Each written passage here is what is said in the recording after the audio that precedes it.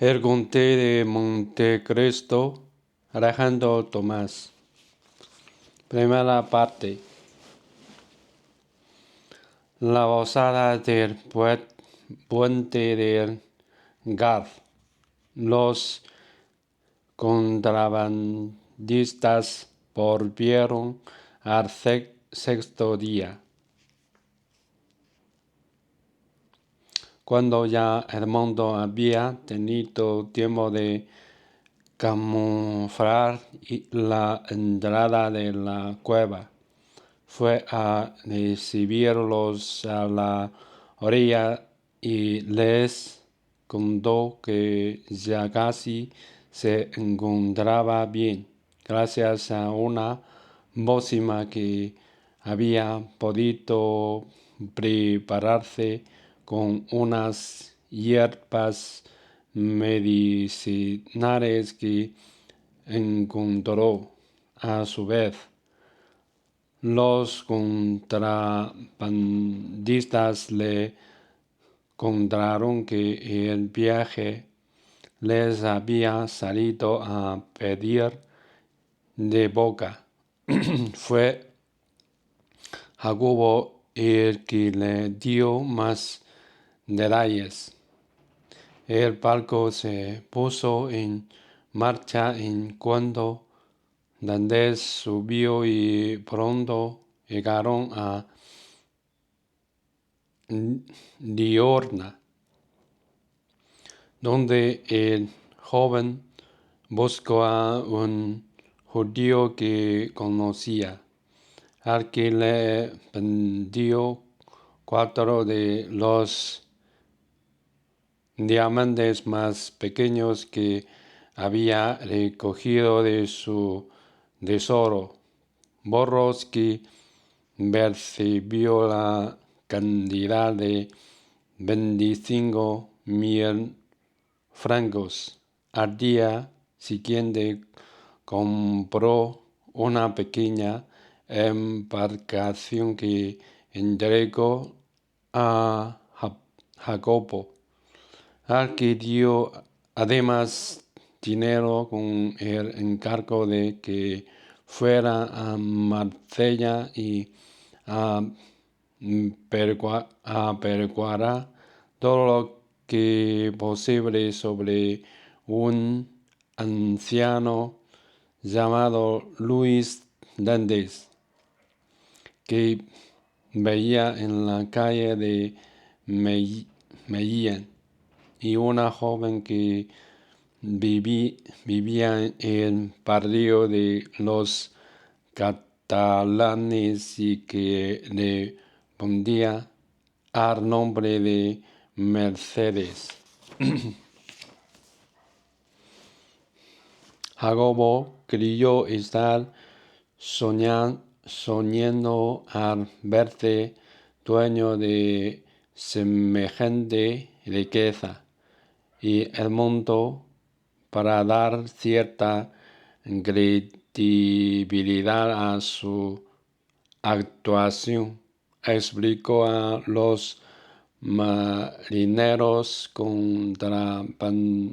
contrabandistas que él se había hecho marino solo por una carperada, pues en realidad era hijo de una agaudalada familia. Pero como su padre no le daba todo el dinero que él quería, había decidido abandonar a su familia y dedicarse a la vida aventurera. Ahora, añadió, estaba a la espera de recibir una cuantiosa fortuna y por eso iba a abandonar la vida del mar, la educación y la cultura de Dantes facilitó que los tripulantes de barco creyesen la historia que acababa de inventarse. Jacobo se hizo a la mar un día después y Tandés se despidió de los marineros, obsequiándolos con una buena gratificación. Después marchó a Génova. Su idea era comprarle un yate a un armador que conocía. Había quedado con Jacobo en la isla de Montecristo y tenía que llegar antes que él para poder recoger toda su inmensa fortuna y guardarla en un lugar seguro de su nuevo barco. Así lo hizo. Al cabo de 8 días, vio acercarse una pequeña embarcación. Era la de Jacobo, que traía malas noticias. El anciano Tandés había muerto y Mercedes había desaparecido. El mundo lo escuchó con sombrante sereno, pero luego se internó solo en la isla y allí dio rienda suelta a su dolor. Había previsto la muerte de su padre, pero ¿qué habría sido de Mercedes?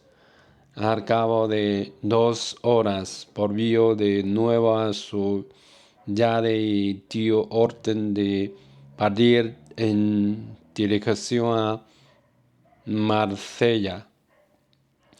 En diurna había ido a cortarse el pelo y a afeitarse y se había hecho un pasaporte inglés a nombre de los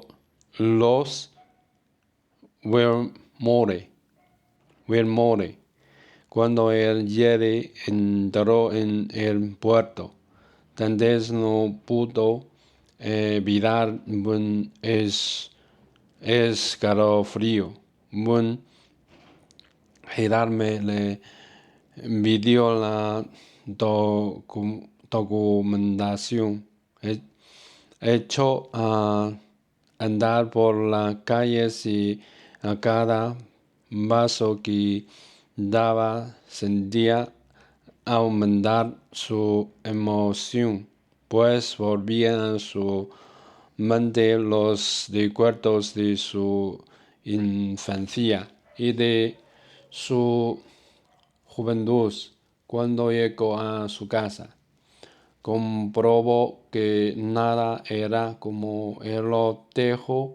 Preguntó entonces por Gatterouse y el bordero dijo que tenía una posada en el puente del Gard.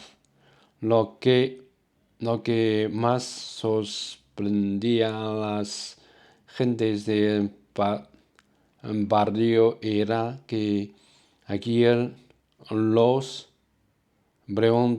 preguntara por gentes que habían desaparecido hacía 15 años. Tandés, disfrazado después de padre italiano, decidió hospedarse en la posada del puente del Gard.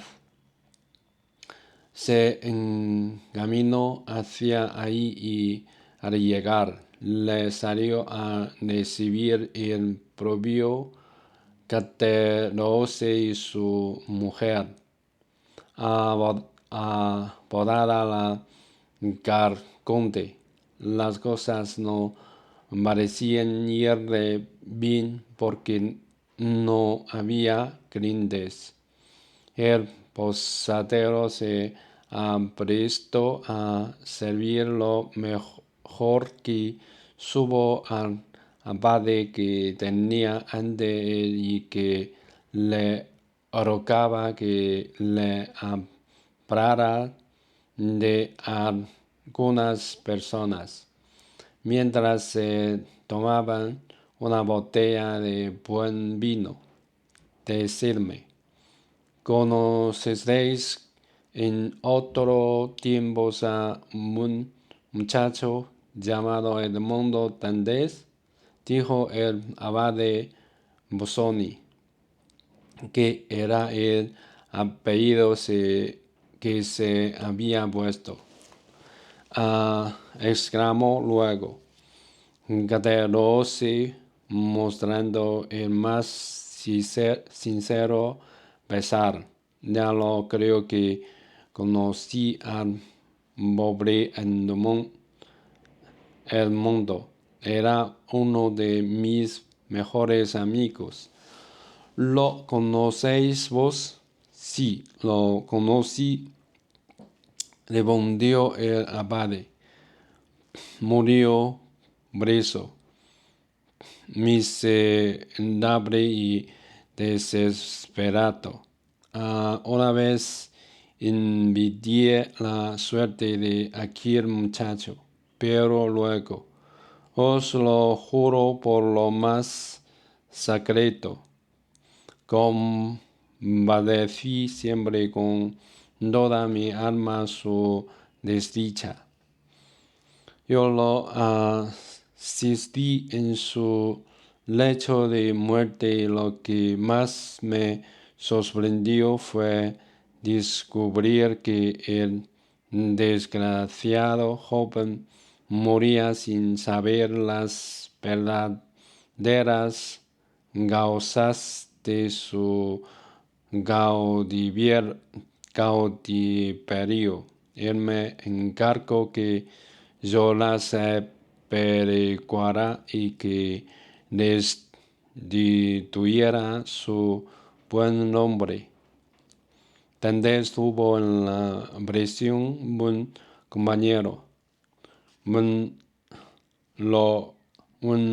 lord inglés, que le regaló este diamante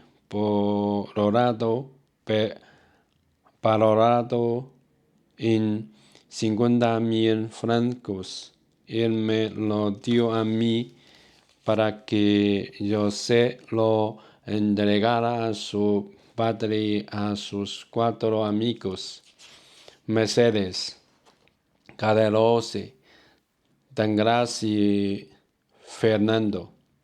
El padre de Edmundo murió y era su vecino. Pobrecillo, de Breco y el posadero. Los médicos dijeron que había muerto de gastroenteritis. Otros aseguraron que había fallecido de dolor, pero yo, que estaba cerca de él, sé que murió de hambre. Sí, ni Mercedes ni el señor Morder le abandonaron, pero nada les fue posible hacer. Recuerdo que en sus últimos tiempos en pie es buen viejo, sentía una gran antipatía hacia Fernando, ese a quien habéis creído amigo de el mundo. y no lo era, no le era, porque lo cegaban los celos. En fin, más vale que el mundo muriera sin haberse enterado de nada, porque de lo contrario no los hubiera perdonado. El abade fue poco a poco tirando de la lengua a Cicerose a medida que le iba sirviendo más pasos de vino, y el bozadero acabó por contarle todo lo que había ocurrido aquella tarde en la reserva. Era tal y como lo había adivinado el anciano abade Faría. Vos estabais ahí, puesto que tantos detalles conocéis, dijo el abade con la mayor frialdad, y siento así, como no os poseéis a semejante infamia. Me veo obligado a confesar con frío, caderoso, con voz trémula, que aquellos dos canallas me habían emborrachado. Cuando al día siguiente prendieron a Edmundo, como comprendí que lo que habrían hablado no era una broma, pero Tangras me hizo comprender que me comprometería si defendía el mundo, y fui también un cobarde. Habéis hablado con tal sinceridad que eso merece el perdón, dijo el abade. Pero decirme quién es ese señor Morrel de quien tanto me habéis hablado.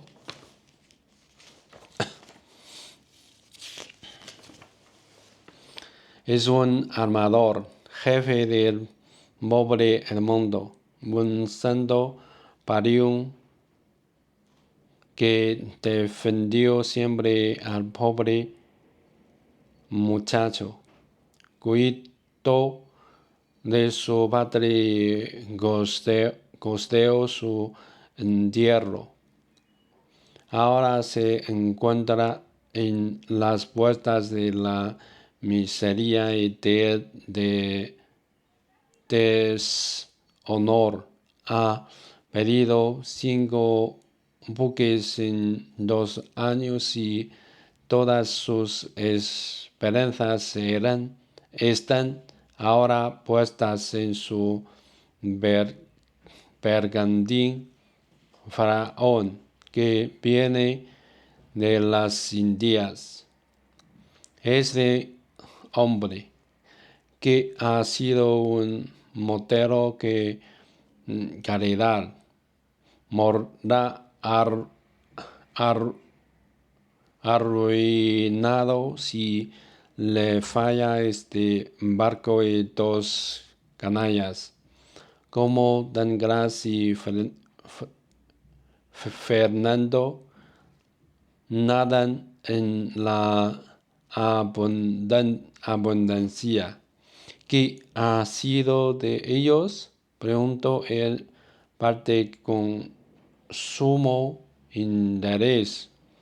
Tangras entró por recomendación de Morrel, que no conocía su crimen, en casa de un banquero español.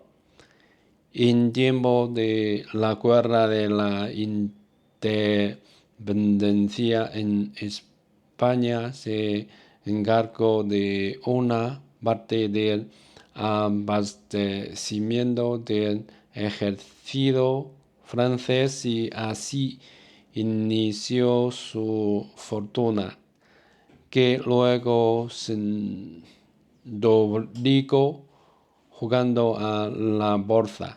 Además, envió a su primera mujer y se casó con otra viuda también inmensamente rica. Como había llegado a ser millonario hicieron a Aaron y ahora habita en un magnífico palacio en la calle Montblanc en París. Y Fernando, ¿cómo ha podido hacer fortuna un hombre pescador sin conocimientos ni instrucción alguna? A la puerta de Napoleón repuso el posadero. Fernando fue llamado a Quintas, bardió como soldado y la noche siguiente a una derrota se llamaba de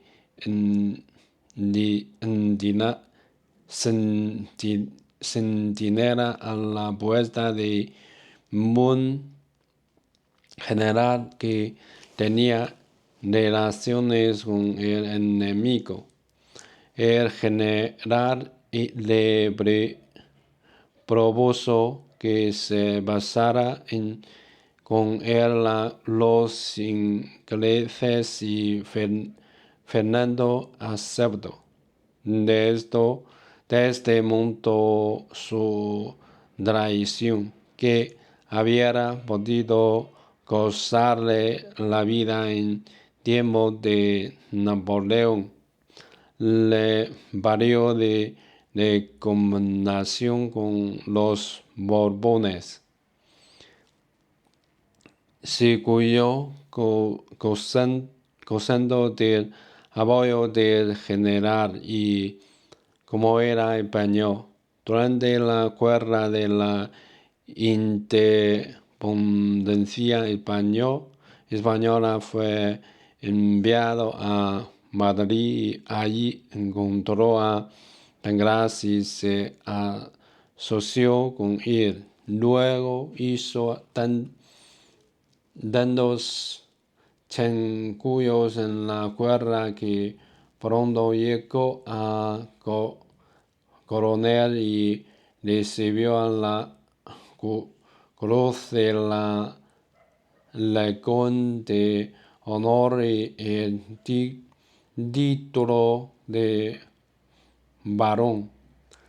Más tarde se fue a Grecia a ayudar a los griegos de su guerra de independencia y logró entrar al servicio de allí baja con el grado de general instructor y el título de conde de Morcerf. Cuando ahí baja murió, le legó una irregular fortuna, con la cual volvió a Francia y se quitó a vivir en París, en un palacio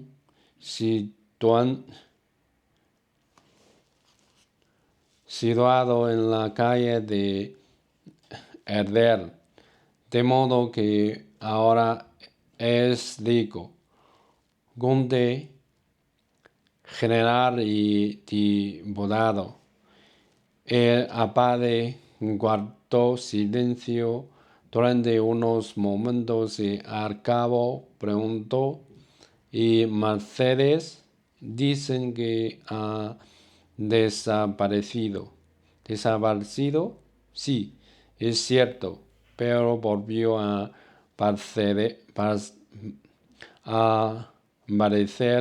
más brillante que nunca. Ahora es una de las damas más destacadas y hermosas de París. Cuando prendieron a Edmundo, la pobre muchacha parecía que iba a morir de dolor. Más tarde, cuando Fernando, que era su único amparo, barrió también a la cuadra, se halló tan sola que parecía que fuera a enloquecer al cabo de 18 meses, y cuando más desesperada estaba, volvió a aparecer Fernando y ella le recibió con los brazos abiertos. Aunque no le amaba, se casó con él. De modo habló el abade con una triste sonrisa que estuve esperando a Dantes todo ese tiempo. Bien dicen que la fragilidad tiene nombre de mujer. ¿Y la habéis vuelto a ver alguna vez? Sí, durante la guerra de España la vi en Perpignan. Entonces se estaba tocando a su hijo y ella también se estaba instruyendo en todas las ramas del saber. El abade se entremeció y palideció. Pues ahora me toca a mí demostraros cómo Dios no desampara a los buenos. El mundo estaría contento de dar este diamante a su único amigo. Espero que el valor de esa joya os saque de vuestra miseria. Por mi parte, vuelvo a alejarme de los hombres que dando daño se hacen los unos a los otros, y librándose de las manifestaciones de loca gratitud del posadero y de su esposa. Abrió él mismo el puerta, montó en su caballo y se alejó por donde había venido, sin perder tiempo. Caderousse fue a avisar a un joyero que él conocía con idea de pedirle el diamante. El joyero lo acompañó a su casa y le pagó por el